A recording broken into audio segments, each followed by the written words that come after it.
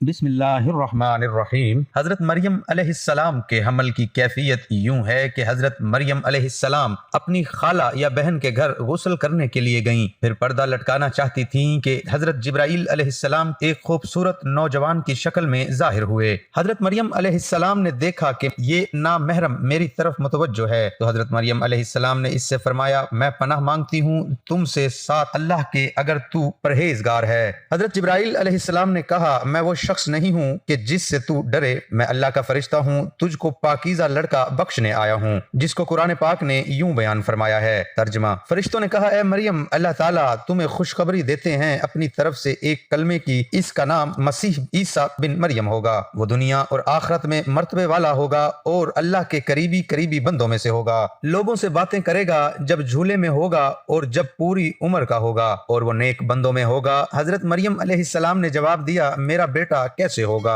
کہ مجھے کسی بشر نے ہاتھ نہیں لگایا اور میں بدکار عورت بھی نہیں ہوں۔ حضرت جبرائیل علیہ السلام نے کہا، تیرا کہنا صحیح ہے، لیکن تیرے اللہ نے فرمایا ہے کہ میرے لیے بغیر باپ کے بیٹا دینا آسان ہے، جس کو قرآن پاک نے اس طرح بیان فرمایا ہے۔ ترجمہ: مریم نے کہا، اے میرے پیارے رب، میرے یہاں لڑکا کیسے ہوگا جبکہ کسی مرد نے مجھے ہاتھ تک نہیں لگایا؟ اللہ تعالیٰ نے فرمایا، اسی طرح پیدا کرتا ہوں جو چاہتا ہوں، جب وہ کسی کام کا فیصلہ کر لیتا ہے تو اس کو کہتا ہوں ہو جا، پس وہ ہو جاتا ہے۔ بی بی مریم علیہ السلام کو اسی وقت اتنی بڑی بشارت دی گئی کہ وہ نبی ہوگا، بنی اسرائیل اور تورات اور انجیل کا عالم ہوگا اور وہ بڑے معجزوں والا ہوگا، جس کو قرآن پاک نے یوں بیان فرمایا ہے۔ ترجمہ: اور اللہ اس کو کتاب اور حکمت اور تورات اور انجیل سکھائے گا اور وہ رسول ہوں گے بنی اسرائیل کی طرف۔ حضرت عیسیٰ علیہ السلام کی پیدائش غرض یہ کہ تمام بشارتوں کے بعد حضرت جبرائیل علیہ السلام نے حضرت مریم علیہ السلام کے گریبان میں روح مبارک کو پھونک دیا، جس سے فی الفور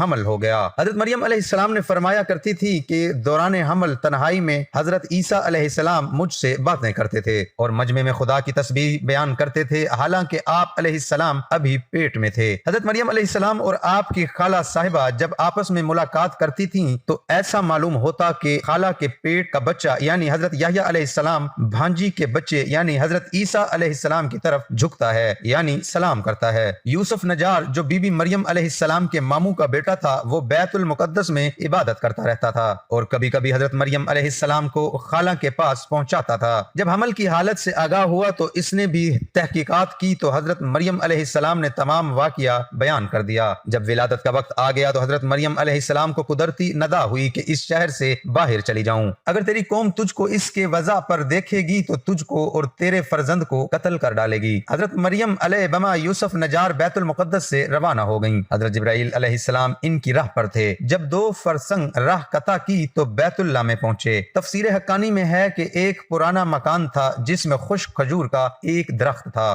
جس سے ٹیک لگایا، پھر بغیر تکلیف کے حضرت عیسیٰ علیہ السلام پیدا ہوئے۔ اس وقت حضرت مریم علیہ السلام نے عرض کیا کہ اے کاش میں اس حال سے پہلے ہی مر جاتی۔ حق تعالیٰ نے ملائکہ کو بھیجا اور اپنے فضل و کرم سے وہیں ان کے پاؤں کے نیچے ایک پانی کا چشمہ ظاہر کر دیا۔ ملائکہ نے حضرت عیسیٰ علیہ السلام کو غسل دیا اور حضرت جبرائیل علیہ السلام بحکم رب خلیل ندا دی کہ اے مریم غمگین مت ہو، اللہ نے تیرے لیے نہر جاری کی ہے اور خشک درخت کو سرسبز کیا ہے، اب تو خرمے کی شاخ کو ہلا، وہ تجھ پر تازہ خرمے گرائے گا۔ حضرت مریم علیہ السلام نے کہا، اگر لوگ مجھ سے پوچھیں گے یہ بچہ کہاں سے لائی ہے تو میں کیا جواب دوں گی؟ حضرت جبرائیل علیہ السلام نے کہا، اگر تو کسی کو دیکھے تو اشارے سے کہہ دینا کہ میں نے خدا کے لیے روزہ نظر کیا ہے کہ کسی بنی آدم سے بات نہ کروں گی۔ اس زمانے میں کھانے اور پینے کے علاوہ باتوں سے بھی روزہ ہوتا تھا۔ تفسیر حقانی جس کو قرآن پاک نے یوں بیان فرمایا ہے۔ ترجمہ: مریم علیہ السلام نے حمل اٹھا لیا اور وہ اس کو لے کر ایک دور کی جگہ چلی گئی، پھر درد اس کو کھجور کے درخت کی طرف لے گیا۔ اس نے کہا، کاش میں اس سے پہلے مر جاتی اور بھولی بصری چیز ہو جاتی۔ پھر مریم علیہ السلام کو اس نے نیچے سے آواز دی کہ غمگین نہ ہو، آپ کے رب نے آپ کے نیچے ایک چشمہ جاری کر دیا ہے اور آپ کھجور کے تنے کو اپنی طرف ہلائیں، اس سے آپ کے اوپر پکی ہوئی کھجوریں گریں گی، پس کھاؤ اور پیو اور آنکھیں ٹھنڈی کرو، پھر اگر تم کوئی آدمی دیکھو تو اس سے کہہ دو کہ میں نے رحمان کا روزہ مان رکھا ہے، تو آج میں کسی انسان سے نہیں بولوں گی۔ حضرت ابن عباس رضی اللہ تعالی عنہ فرماتے ہیں کہ حضرت مریم علیہ السلام فرشتے کی بشارت سے بے غم ہو گئیں اور نفاس کی مدت ختم ہونے تک 40 روز وہیں رہیں، پھر اپنے گھر واپس آئیں۔ ہر طرح کی بشارتیں بی بی مریم علیہ السلام کو فرشتے نے بتا دی تھی اور سوال کا جواب بھی بتا دیا تھا کہ تو بچے کی طرف اشارہ کر کے کہہ دینا کہ اس بچے سے پوچھ لو۔ بنی اسرائیل نے یہ صورتحال دیکھ کر بڑے غصے سے کہا، یہ کیا برا کام تو نے کیا ہے؟ اے ہارون کی بہن، یعنی تو حضرت ہارون علیہ السلام کی طرح عبادت کرتی تھی اور تیری ماں بھی بدکار نہ تھی۔ حضرت مریم علیہ السلام نے حضرت عیسیٰ علیہ السلام کی طرف اشارہ کیا کہ اس سے پوچھ لو۔ پھر سب غصے ہو کر بولے کہ تو ہم سے مسخر کرتی ہے کہ ہم اس چھوٹے بچے سے باتیں کریں۔ اتنے میں حضرت عیسیٰ علیہ السلام بول پڑے کہ میں بندہ خدا ہوں اور خدا نے مجھے کتاب دی ہے اور مجھے نبی بنایا ہے۔ جب یہود نے یہ معجزہ دیکھا تو ان کی زبان بند ہو گئی۔ پھر اس کو گود میں لیے ہوئے اپنی قوم کے پاس آئی۔ لوگوں نے کہا، اے مریم، تم نے تو بڑا طوفان کر ڈالا۔ اے ہارون کی بہن، نہ تمہارا باپ کوئی برا آدمی تھا اور نہ تمہاری ماں بدکار تھی۔ پھر مریم علیہ السلام نے اس بچے کی طرف اشارہ کیا۔ لوگوں نے کہا کہ ہم اس سے کیسے بات کریں گے جو کہ گود میں بچہ ہے؟ بچہ بولا، میں اللہ کا بندہ ہوں جس نے مجھے کتاب دی اور مجھ کو نبی بنایا۔ معرف القرآن میں ہے کہ جس وقت خاندان کے لوگوں نے حضرت مریم علیہ السلام کو ملامت کرنا شروع کر دیا تو حضرت عیسیٰ علیہ السلام اس وقت دودھ پی رہے تھے۔ جب انہوں نے یہ سنا تو دودھ چھوڑ دیا اور اپنی بائیں کروٹ پر سہارا لے کر ان کی طرف متوجہ ہوئے اور انگشت شہادت سے اشارہ کرتے ہوئے کہا، میں خدا کا بندہ ہوں۔ اس سے پہلے